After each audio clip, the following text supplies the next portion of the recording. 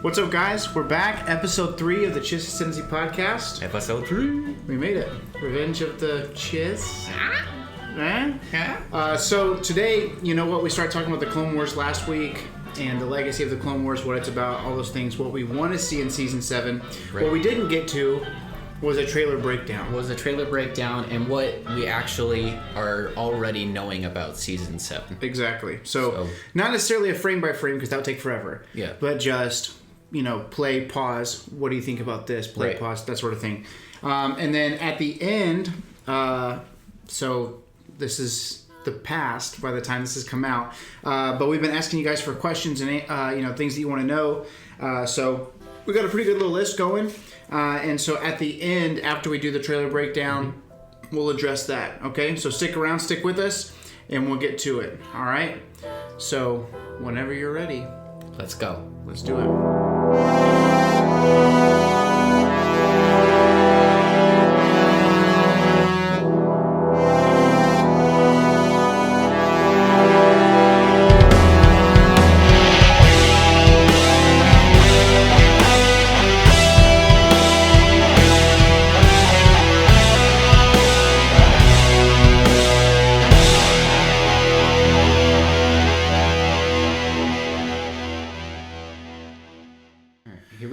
All right, let's do it. Soon. Oh, here we go. The galaxy will be remade. All right, just pause. So we got like 8 seconds in. Not bad. All right. Okay, what were you gonna say? So that is Sam Witwer's voice. Darth Maul. Darth Maul. For those of you who don't know, he also did Starkiller and all of the Force Unleashed games. Pretty big voice actor inside Star Wars and Clone Wars specifically. Also the voice of the Sun. Exactly, and that was my other point. So it's probably going to be Maul, especially since what we're looking at right now is the back of Satine's sister's head. She's Mandalore. Maul has a big story arc with Mandalore. Right. So we can probably reasonably guess that this is going to be Maul talking. But they may throw another Mortis arc in there. We can't rule that out entirely. But like 95%. I think that there's 3 confirmed arcs, and because there's only 12 episodes, right? I feel like it's pretty fenced in. Yeah. So we were very like one more surprise arc, maybe. Just the way Clone Wars does it. Yeah. Well, you never know. Yeah, I guess it could be 3 of 3 and then 1 mystery one. Yeah. But the ones we know about are Siege of Mandalore, Ahsoka's Return is one of them, and then the other one is The Bad Batch. Okay. All right, so we've gotten 8 seconds in. We know that Maul's talking. Let's keep going. The Jedi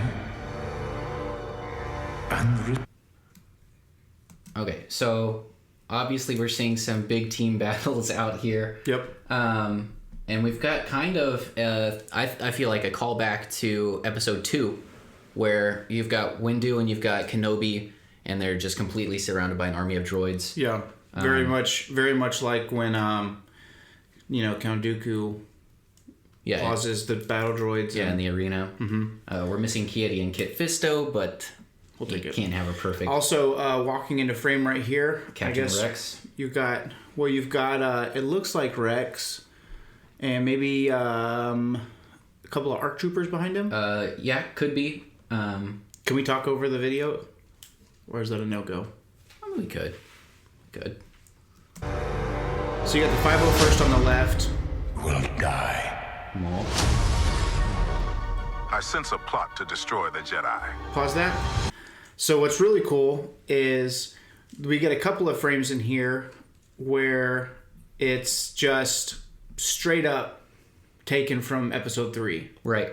So this is one of them where I think that maybe in Episode 3 we're on Coruscant with Mace when he says this. Yeah, this is definitely the briefing room that you see inside the Jedi Temple. Yeah. That table you see where they're having that kind of round table. Because they're around a table. And I believe that we see Padawan Kanan. Yeah, Caleb Doom. So that's pretty cool. With his master. Yeah, and this is definitely just one of the scenes where they're pulling from Episode 3 because a lot of Season 7, or at least some of Season 7, will take place during Episode 3. Yep. Great.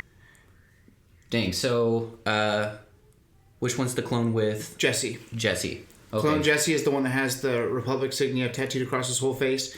And something's going on here where Maul is... he seems to be mind checking with him a little bit. He's either like trying to control him with with the Force, or it looks very much like what Kylo's doing in The Force Awakens when he's trying to pull information out of their mind.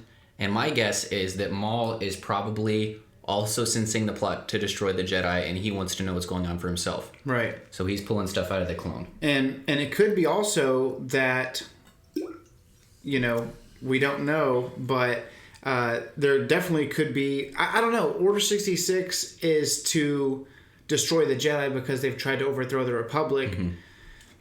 It makes me wonder... It really makes me wonder... Jesse's eyes are kind of floating around like Tup. Mm-hmm. Whenever he goes bad early, when his chip malfunctions and he kind of starts to execute 66 before it's really time, it makes me wonder if is Jesse trying to take out Maul, and Maul is like, chill for a second, pauses him.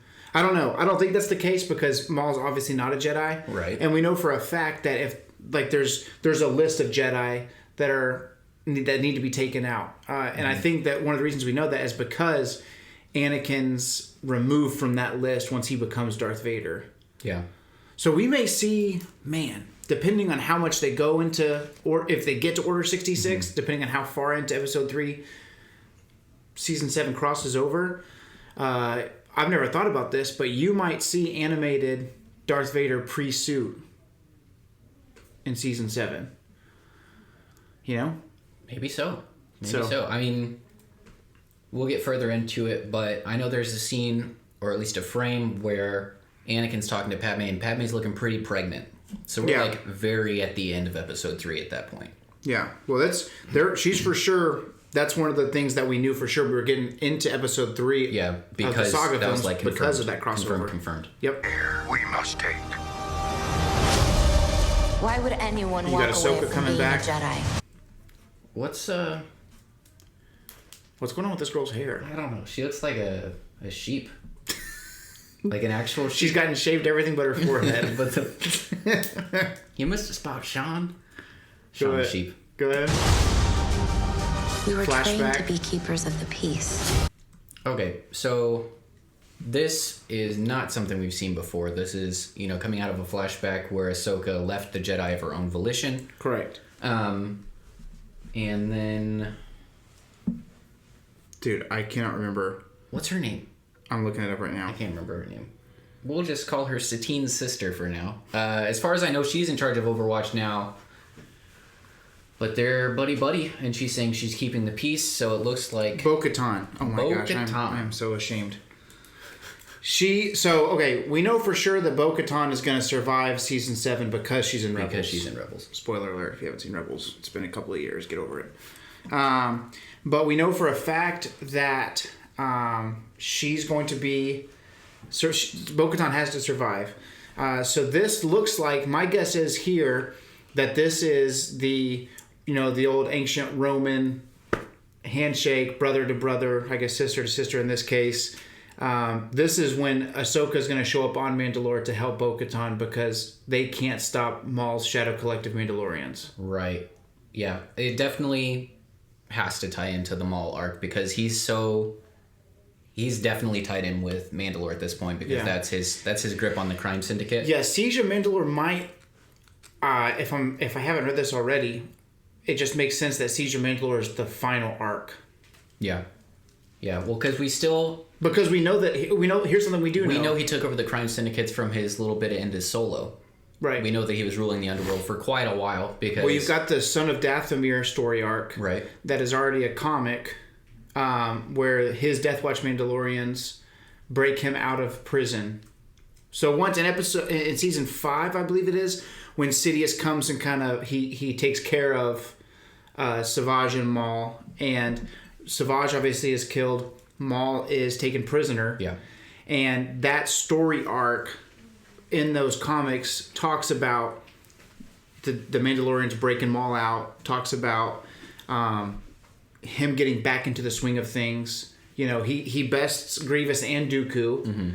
And so I think we start to see Sidious be like, okay, Dooku's pretty much useless at this point. He can't handle his own. Him and Grievous both can't handle their own. So he's back in charge of things. So this is post Savage Opress, all that stuff. And we know from the Ahsoka novelization that Order 66 takes place while the Siege of Mandalore is happening. Okay. So I don't think you read that one. But so that's something we know from that. So I think Siege of Mandalore is where we'll tie the most into Episode 3. And what we'll do to be able to create new content but stay in the canon is we'll be away from the scenes we've already seen. Right. Unless maybe they cartoonize, the Ki-Adi-Mundi and all those people getting killed during... That would be cool.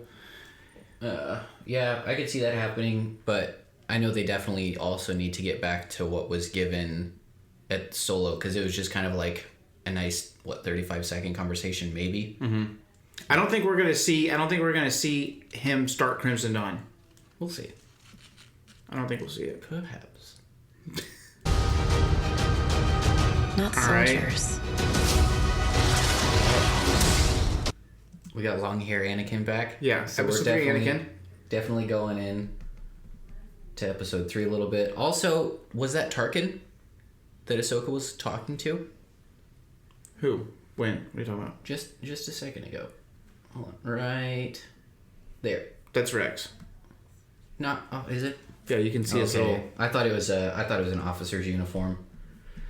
My bad. You can see his little clone-y looking... Yeah. All that. Destroying droids. We looking anew. Have mixed feelings. There's Bad Batch. Ooh. That's sick. Look at that armor. Yeah, it's dope. That is freaking dope. And of course that looks like... That looks like a Death Trooper. That looks like something out of Halo. Cannot remember the different names of the clones from Bad Batch, but the guy on the left, he's basically Hulk. He's like super strong, and it looks like 99 is the number on there because they're Clone Force 99. That's what Bad Batch's designation is. So they're obviously fighting. If you see off there to the right, there's tons of droids, so it looks like they're fighting their way out of something here. Yeah, for sure. Have mixed feelings about the war. Clones have mixed feelings about the war. Without it, we wouldn't exist. Again, Clone Wars killed it, bringing clones to life, giving them personality, all that stuff. Is it just me, or does this look... Like the sun? Exactly like the sun. Like exactly like the sun. Well, but there's someone riding and there's someone being pulled, so... It looks like maybe... I don't know what the freak... It's not Camino, where they had those kind of pterodactyl-looking babies, and there's other ones in the background. This may be on Dathomir. This might be a shout-out to Fallen Order, because you fight a creature that looks a lot like this, which I thought was a shout-out to the Mortis story arc, because they have like a light side counterpart on Kashyyyk. Right. But maybe they were just setting up for this story arc where you're on Dathomir, because that looked kind of like Asajj on top. Could be.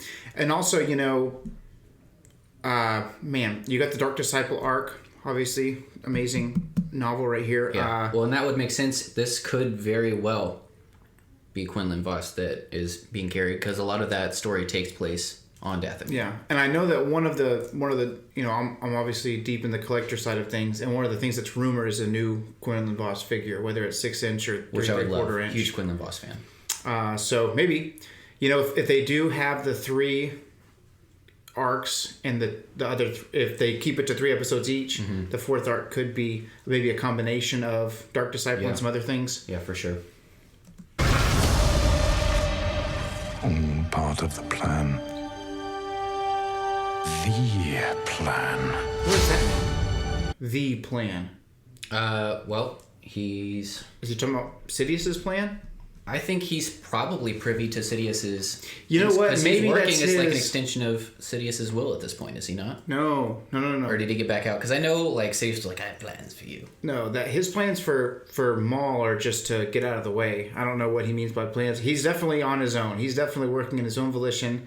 And I think what I think Maul is starting to unbox. Well, that's what I'm saying. What's happening? I think he was kind of getting a sense of what's going on when he's messing with Jesse. I think that's kind of a shout out to The Force Awakens, where Kylo's using the dark side to pull So I think he's definitely putting pieces together about Palpatine's plan, and I think he's starting to put his own plan on inside of that. Right. You know what I mean? I think he's just saying maybe finding cracks. Yeah, that this is where I could fit inside the plan and be sense. powerful, but also not be as big of a threat. Can I borrow that pen? Yeah.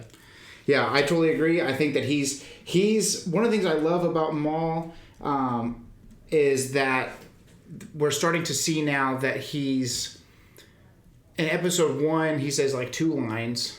You know, when you first rediscover him, he's pretty much an animal. I love the cunning side of Darth Maul. Yeah, that's what has really endeared him to me as a character. Yeah, well, and we're starting to see a lot of that hopefully this season. It makes sense that he would get that from serving under Palpatine, right? Because Palpatine, not canon anymore, but in the Plagueis novel, it's talked about him probably being the most cunning of all the Sith. You know, that he's a master manipulator, he's a master politician. Right.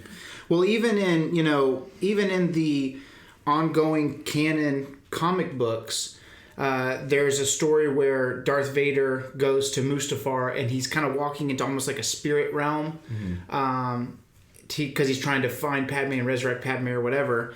And there's a panel within the comic that's been super controversial where you see Sidious behind Shmi creating Anakin. Yeah. And so it's been confirmed that's not what happened. But what's nuts to me is Sidious is so ahead of the game. He's like 7 moves ahead of you in chess that he knows what Vader's trying to do. Right. And he's so powerful. I think it's that more he symbolic can, thing. I think that either it's just purely symbolic and Vader's wondering if that's what happened. But I can totally see Sidious planting that seed in his subconscious. I mean, we've seen from Rebels, and obviously he's back somehow in Rise of Skywalker. This guy is deep in the trap when it comes to Sith magic, sorcery, all those things. So, man, I don't think it's above him at all to be able to get into your psyche. Yeah. Also, we happen to stop on this frame where Anakin's confronting... I forget his name again. Trench. He's got Grievous arms. This dude is like almost Palpatine on the level of coming back from the dead. Yeah, he was believed to be dead before he's ever introduced, and like it can't be him, and it's like it is him. Now he's back again. I think this is when he's going to be for sure gone. I think this little shot right here is a shout out to Episode 3. Yeah, for sure. Where Lord Sidious promised us peace. Yeah, that and kind of the angle. Yeah, you've got the Order 66 angle where Trench is kind of taken off guard, and Anakin's about to light up. I think we're about to have a Padawans in the High Council room. Lightsaber ignition moment here, if I'm not mistaken. There it is. Everything. Okay. Oh, well, I stopped a little bit too late, but we're looking at the 501st. Yes, it's Rex's, and then their helmets are repainted. Yep. Kind of the Togruta style. Yeah. To Ahsoka. Yeah. Which, how much do you think that cost? Right. You're like, all right, no more training today. Today's arts and crafts. Get your paint. You know, you're gonna paint your own helmet. Hope you don't suck. Yeah. But this kind of explains, because we don't see the involvement of the 501st as much in Episode 3. Up until Order 66. Exactly. And so, you know, you've got... Cody is in the movie a lot. And, you know, you see him in the Clone Wars probably less than Rex. And everybody's wondering, you know, where was Rex, you know, during all this time, because he wasn't involved at all. And I think it would make sense that they would kind of give the 501st to Ahsoka just to keep him out of the picture for a while until you see Order 66. Yeah. Yep. Totally agree. It's about to change. Everything's about to change. 6 shot of Obi-Wan. Yeah, that's still... There's Mandalore again. So that's... that's Mandalore for sure. And then you see the top of Maul's head. No, that's a Mandalorian. Oh, is it Death Watch helmet? Yeah. Go back. Or the... Let's see. Oh, dude, we can do a dadgum frame by frame when we want to. Okay, yeah, that's a helmet for sure. For sure, helmet. Oh, man, please, Hasbro, give me a freaking Mandalorian, Darth Maul Mandalorian, preferably in the vintage collection. He's got a rifle. Yeah. So I think they're still up to their stuff. Well, yeah, you got the clones coming in. You got the drop ships right here. Okay. This guy's trying to... Well, because these are those little pixie. taxis that you have to take in Mandalore as well. Those, like, flatbed taxis that are waiting for you at the spaceport. Those right there? Yeah, look at them. They're flat. No, these right here, that's a Republic gunship. For sure. Press play. These are the clones arriving on Mandalore. Oh, well. Let's see. You got other Mandalorians. Look, that's a Republic gunship right there. Yeah. I'm not disputing that. I don't know. They just looked like those flatbed taxis that you see Palpatine. Then look at that right there. I think over there, way in the far distance, is the wing to this gunship. So this bad boy must have crashed. You know what would be sick is if, way back in the 2003, I can't remember the guy's name, Tartovsky or something like that, his Clone Wars, the 2D one, the very first one that came out, and it was little 5-minute episodes that were coming out on Cartoon Network. The Cartoon Network one. They have Shaggy. They have the Hunt for Grievous, which is that sick the shark, the World War II bomber look on the gunship. Yeah. That would be dope if they put that back in here. That would be cool. Okay, you got Ahsoka doing a cool run on the wall thing. Definitely pretty cool. All right, and then right here. There you go, Freggy. Yeah, I guess she's not as big as I remember her being, but I guess I was so. Also, is this not the outfit that she's wearing when? It looks like her funeral outfit. It looks like the outfit when she comes to Mustafar. Yeah. You're breaking my heart. Or never mind, funeral outfit's a dress. Yeah, that's. Yeah, it's really similar. Yeah. But I mean, that's Padme, right? You brought him here to kill me. Another happy landing. Yeah, that's what that looks like. So man, we really might be getting close to Order 66 here. Yeah, for sure. So this looks like kind of a shout out to the beginning of Episode 3. This could be Battle of Coruscant. Yeah, that's what this kind of looks like. I mean, it's Republic gunships versus CIS gunships, so who the frick knows, really? But yeah, that's what it kind of reminds me of. For sure. Cool bombers. Oh, see, this is Anakin for sure, following up on that attack with Trench, because that's his. Look at it. Look at that angry face. Yeah, that's dark side face. Yep. He's upset about something. Yeah, he's... You know what? If you look really closely, you can see Sith Eye a little bit. If you look really closely. Can I zoom in with this? No, I don't think so. We can make it full screen, though. Well... It looks like... Look real close. I can kind of see it. Yeah, it looks like Sith Eye. You know what I wonder? I wonder if this is... Okay, so, again, in the Ahsoka novel, Rex and Ahsoka make it appear as if they kill each other during Order 66. Yeah. That's Rex's way of getting out of the army because he takes out his inhibitor chip, and it's Ahsoka's way of getting away. Yeah. Right? So maybe this is when he thinks that Ahsoka's dead. I don't know. He's upset about something for sure, though. He's pissed. He looks... I mean, like, he's just kind of got a vendetta against Trench anyway. You know, they run head-to-head a bunch. It looks like he's kind of having a Grinch moment. He's like, "Are you two still living?" You know? Yeah. It's like, I can't believe I have to do this again. I think for sure we're going to see some Sith Eye in this episode. That's what it looks like, a little bit. Ooh, that's some disappointed Obi-Wan. Maybe he's hearing about Anakin going a little dark side. Go back. Going a little dark side right here. Oh, we'll run her back. There it is. That's a disappointed face. Yeah, he seems pretty upset. Yeah, I don't see that look, except maybe in Episode 3 where he goes into the security hollows. Yeah. Great choice made.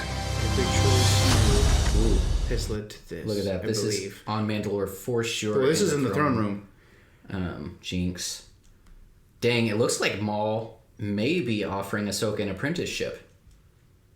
Maybe. He's extending that hand.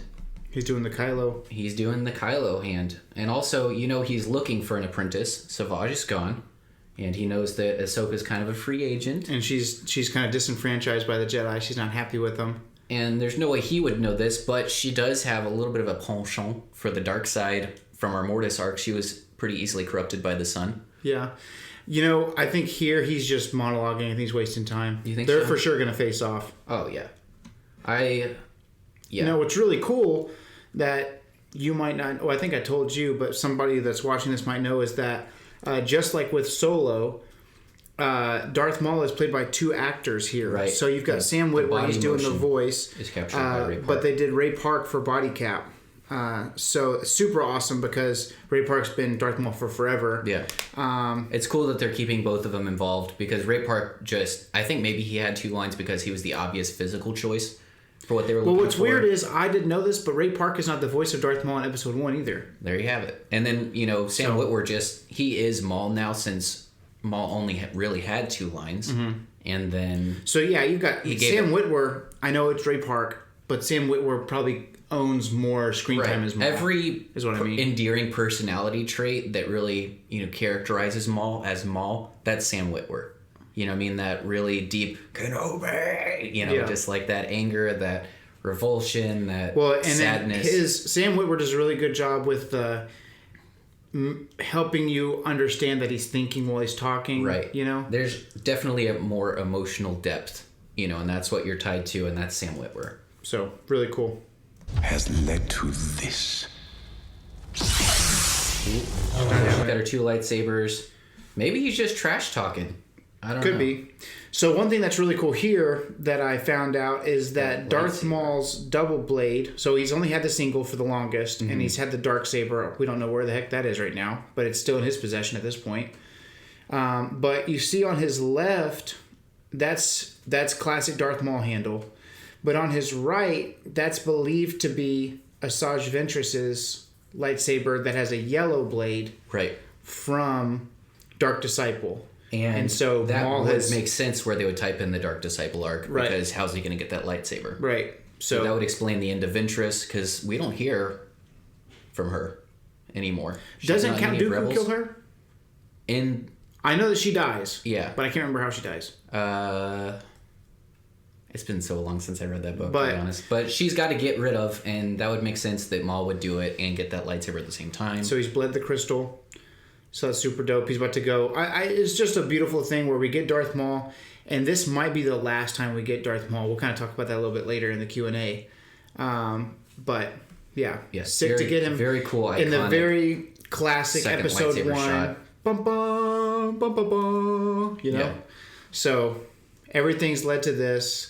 Ahsoka versus Maul. I think Maul would wreck Ahsoka, but they're going to have it be some kind of either trickery or they're going to tie so she gets away. I know from the Ahsoka novel that she's kind of like just trying to disappear as best as she can. So my guess is that Maul's going to best her and she's going to have to be rescued. I think there's maybe going to be a Bo-Katan intervention because they are on Mandalore. I think there's just going to have to be some third party. Maybe she gets some kind of help or traps him in I think she traps him in like a ray shield or something happens where it's not that maybe she outsmarts him, but it's not she just beats him outright. Yeah.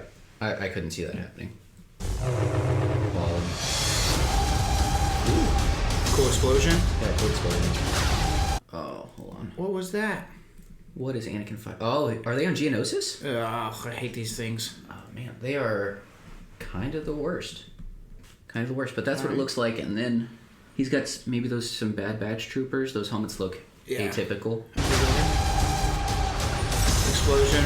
Maul. Maul fighting the 501st. Okay. That's cool. And then here's Ahsoka again. And there you go. Star Wars: The Clone Wars, final season. Awesome. Man. I cannot wait. February 21st. It's right around the corner. By the time this airs, it might be next week. Right. You know? Yeah. Because Episode 2 is going up this Monday. Which is tomorrow's the 1st. So it's January 31st today as we're recording. So 1st, 2nd, 3rd. It'll be the 10th when this episode goes up. So we'll be 11 days away. So just over a week.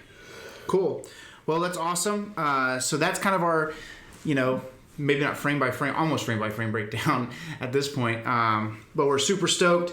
So as promised, I guess we're going to transition a little bit here. To some Q&A. All right. So I printed you one as well. First one is, of course, you guys know that the name of the podcast is the Chiss Ascendancy podcast. And so one of the first questions we got was, what does the Chiss Ascendancy mean? All right. So I guess I'll tackle this one. Yeah. And then I'll do 1 and 2, and then you do 3, and you can cover that ranking that we covered. For number 4. Okay. So the Chiss Ascendancy, it's really just the term. It's the formal name of the government or the group of Chiss. So it's kind of like when, in the original trilogy, the name of the government that was happening at the time was the Galactic Empire. So the name of the government ruling over the Chiss is called the Chiss Ascendancy. But since they're a singular race, it's kind of just, I think they have multiple worlds. That's what Thrawn hints at. Their main world it's is a singular Scylla. large government. Yeah.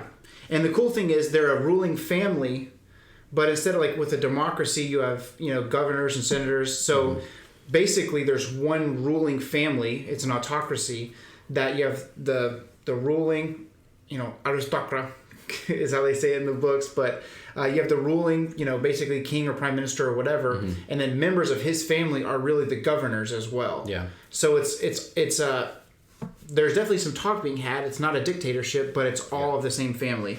So basically, the Chiss Ascendancy is the formal name of the government within the Chiss people. Yeah. Okay, number 2, can a lightsaber crystal that's been bled be restored? Okay, so bleeding the crystal is a concept of, in the Legends now, before Star Wars was sold to Disney, the reason Sith had red lightsabers is because red kyber crystals, were actually synthetic. Yeah, synthetically produced because they were supposed to be stronger. Yeah, they had more cutting power. So, of course, that goes hand in hand with the Sith. Right. Stronger is better. And so, since then, the retcon, the new canon, is that there is no such thing as a red kyber crystal naturally. So, how it works is, let's say you're a Jedi, and I beat you in combat. Or I discover your lightsaber or whatever. I pour my anger, my hate, and my fear, and every emotion that really wraps up the dark side into this crystal until I break its will and I force it to bleed. And so the crystal turns red because the crystal is bleeding. Right. So the question was, after that's happened, right, can it be restored? And I had to think on this one for a little bit. But again, we've referenced the Ahsoka novel like 600 times this episode. But the answer is yes. So in the Ahsoka novel, she fights an Inquisitor, sent to hunt down the remaining Jedi. Right. And I can't remember. I think it's the 12th brother, maybe. But anyways, it's an Inquisitor, Heck if I and know. he has the typical, helicopter lightsaber. So she beats him, and his lightsaber basically explodes. And so she takes those 2 crystals. And using meditation, she force heals the crystals and restores them. And that's when in Star Wars Rebels, she has the white 2 lightsabers. White crystals. So, Episode 9 haters, force heal's been a thing for years. Okay, so quit crying about Rey restoring the Skywalker saber. Yeah. You bunch of wieners. All right. Number 3, where is Wild Space? Wild Space. So, the way... And what's the difference between that and Unknown Regions? Yeah, so Wild Space is a concept basically beyond the galaxy. So all of Star Wars happens within a singular galaxy. For us, if Star Wars happened here, it would be the Milky Way. There are different systems that are located within different parts of the galaxy. I think basically the way they describe it, that it's probably a spiral galaxy. So you've got your core, which are the inner planets. Those are the influential, rich, because they're very centralized. That's where Coruscant is. There's a rumored inner core, but it's dangerous to travel there. I haven't read any like that that's canon. That was all in the EU.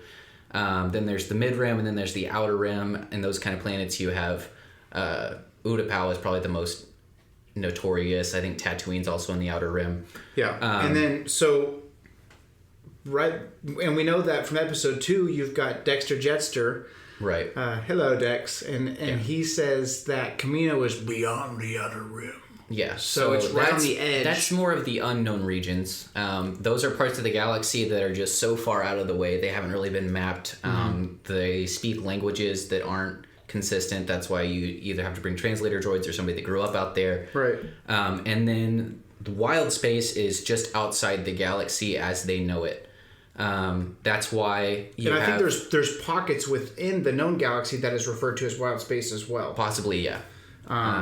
So a lot of the Chiss novels, or the Thrawn trilogy that we have most recently from Timothy Zahn, a lot of stuff happens out there. So you have species, you have the Grisk, who are basically the Yuuzhan Vong. And then you have the Chiss themselves and tertiary species that are mentioned in the novel that aren't known to the galaxy itself. So that's what wild space is. So there's pockets within known space, and then you have the unknown regions, and then out there is just nonsense. Just wild space. Okay, so this is from my friend Caleb. He said, can you rank these Jedi from most to least powerful, based or strongest, on what we know or whatever, based on what we know. Okay, so I'll read you the list, and then you tell me how you rank these, all right? And I think we pretty much agree.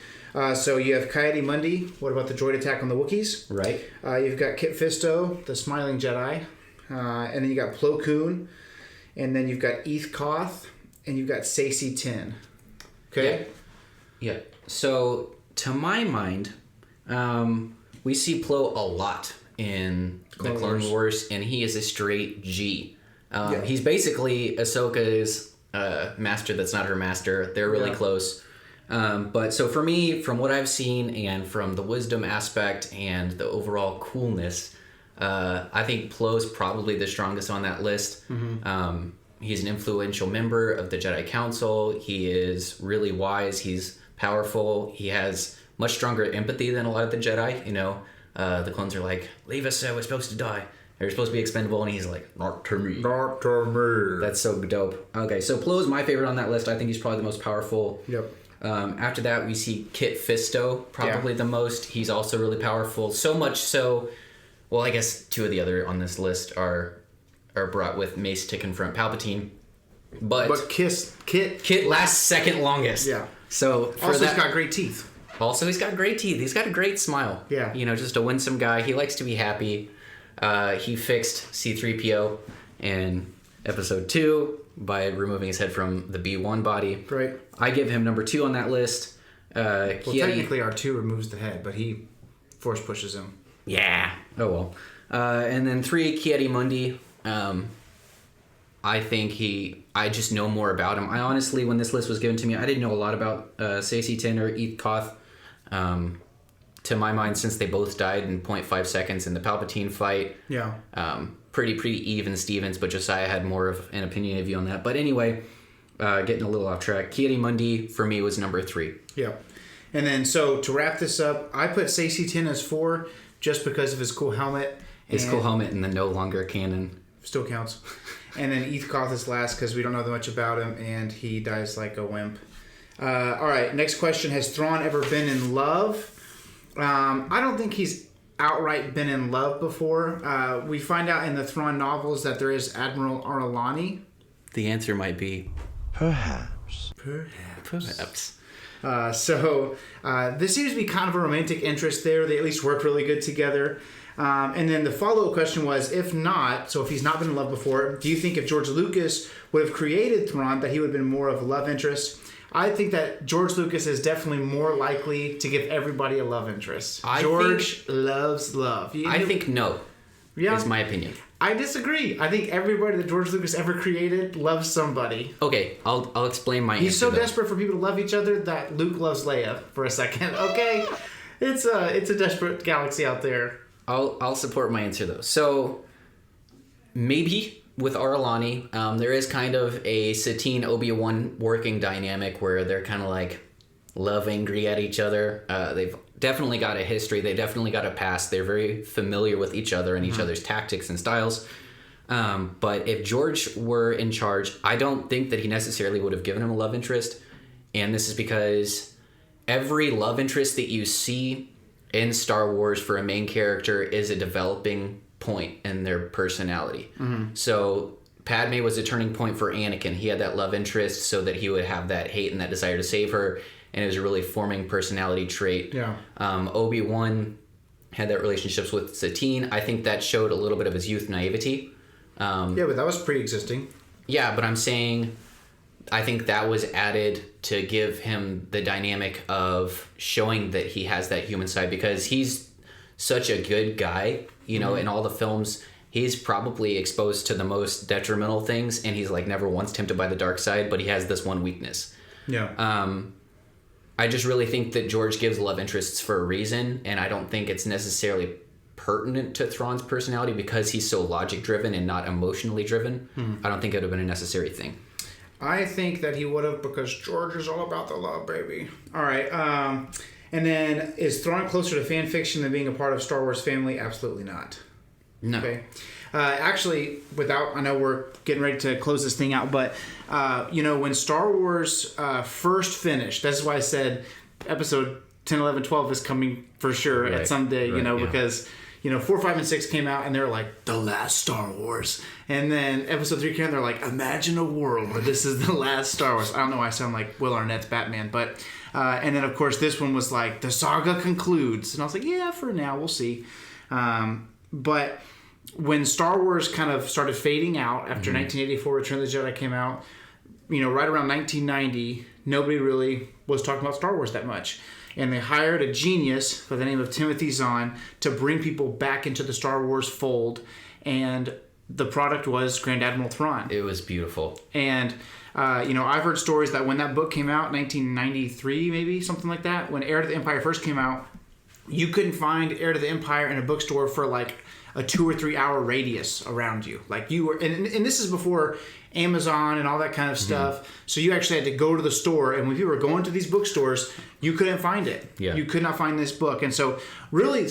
Thrawn is partially responsible for Star Wars still being alive. I think and keeping interest going into the prequel era. He wasn't necessarily mainstream for people with Star Wars interest, but he has been a part of Star Wars for a very, very, very long time. And he's, to me, even though I think he could have more been than Qui-Gon Jinn. He could have done better than how he did in Rebels, and I understand they had to do a certain way of things, but he was one of the main reasons I was like, I am not giving up on this show because Thrawn is in it, Okay, we had a question on Instagram.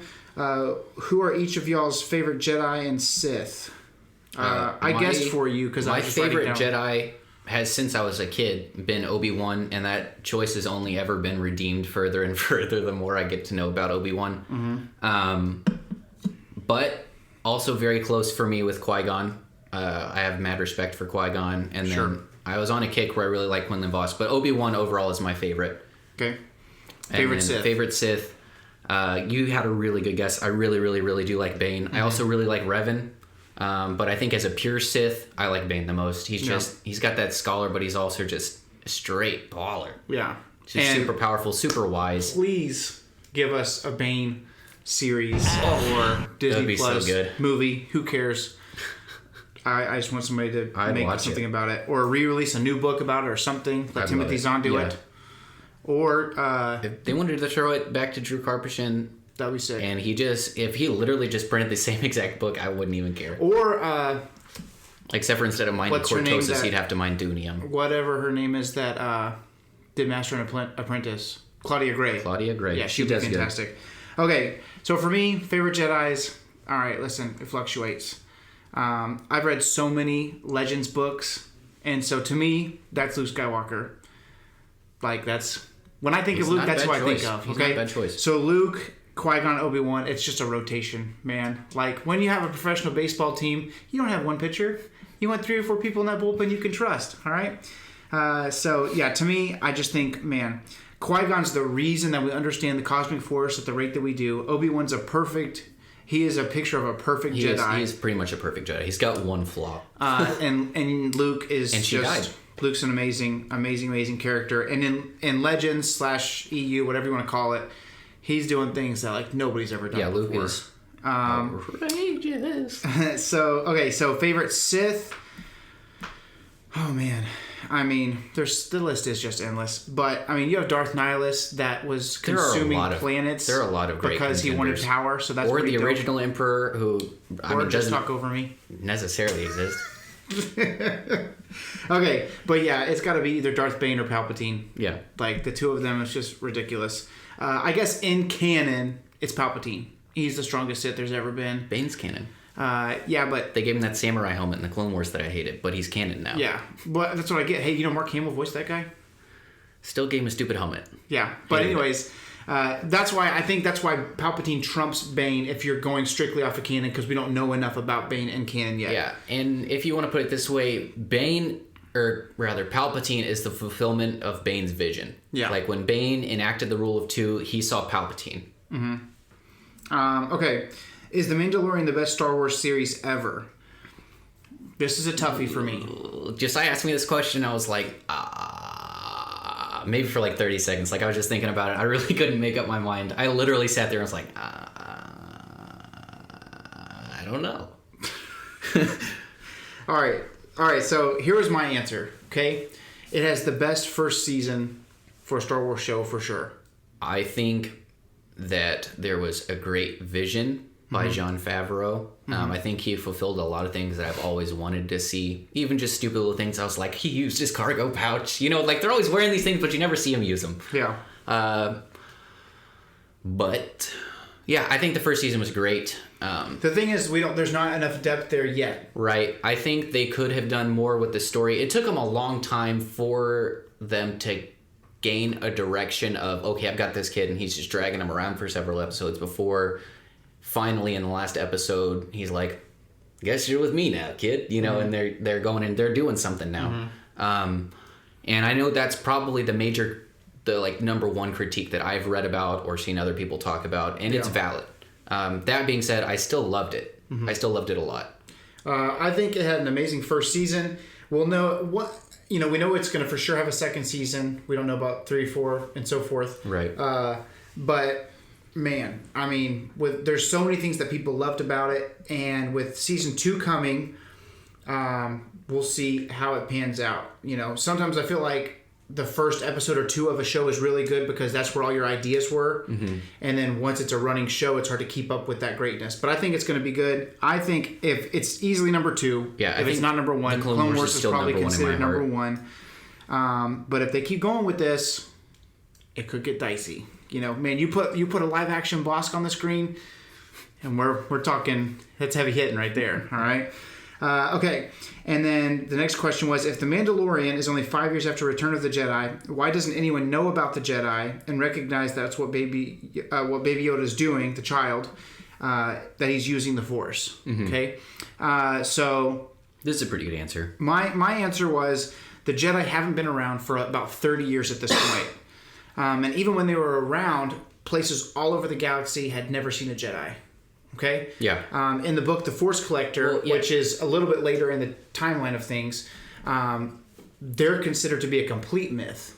So you haven't seen them around. And The Mandalorian, everything that we know about it is that it takes place way, way, way on the Outer Rim. And so because the Jedi were on Coruscant and the Clone Wars was going on, but the Clone Wars is 20 or 30 years ago, there's not been many people who have witnessed a Jedi in person. Right. Well, and even you'll read the novels and the comics that are canon. Even in those times, during the height of the Republic, people knew of the Jedi, but they really didn't know the extent of their talents or their abilities. You know, they'll hear them, like, I don't really think they can do all that. You know, a lot of it is mythological. You know, it's just wives' tales or just, you know, weird religious beliefs. So it would make sense that with such a removed presence now, they would just discount the stories entirely. I mean, you think in A New Hope, you have one of the foremost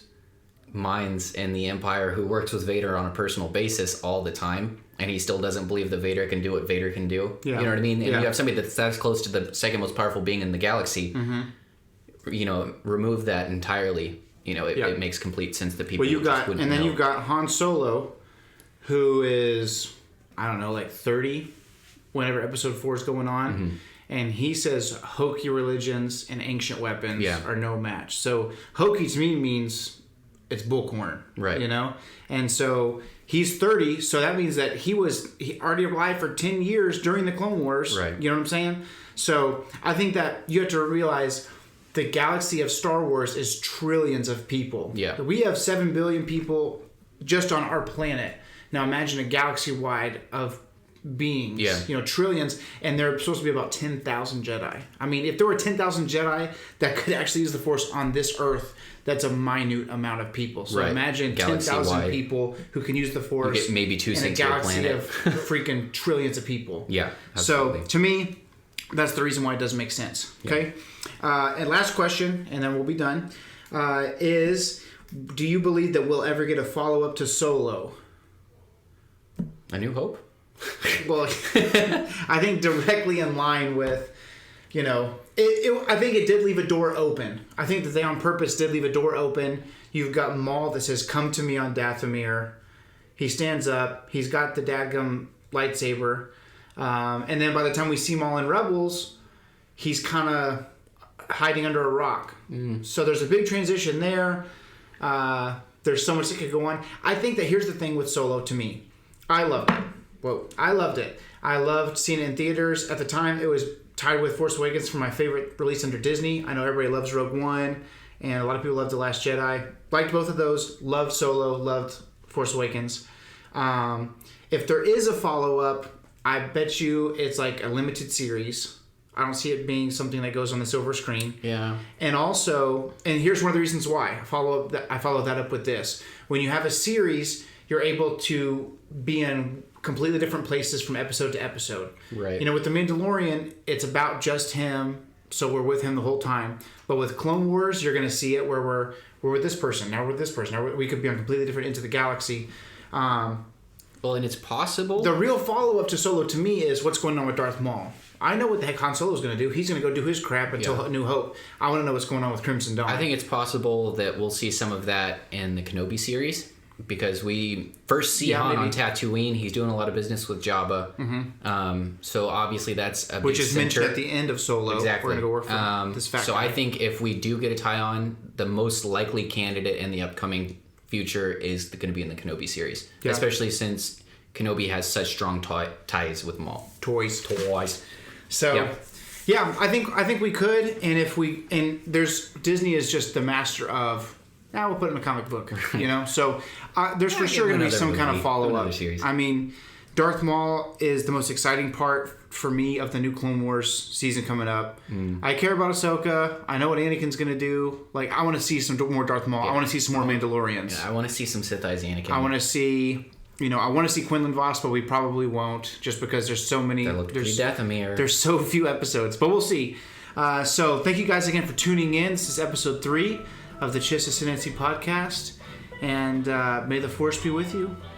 And the only family you have here is me. You guys take it easy. Hey Star Wars fans, thanks for tuning in to this episode of the Chiss Ascendancy. We hope you really enjoyed it. If you're looking for more future content, be sure and give this video a like and subscribe to our channel. If you're looking for audio-only versions and you just want something while you're driving or you're at work and you don't want the boss man to know about it, you're in luck, because we now have those both available on iTunes and Spotify. So go ahead and look us up under the Chiss Ascendancy, a Star Wars podcast. If you want to keep up to date with what the channel's doing, what video titles might be coming up, some memes, or some general Star Wars news and info, be sure and follow our Instagram page at Chiss Ascendancy Podcast, and you'll be up to date on everything we're doing. We hope to see you again soon. May the Force be with you.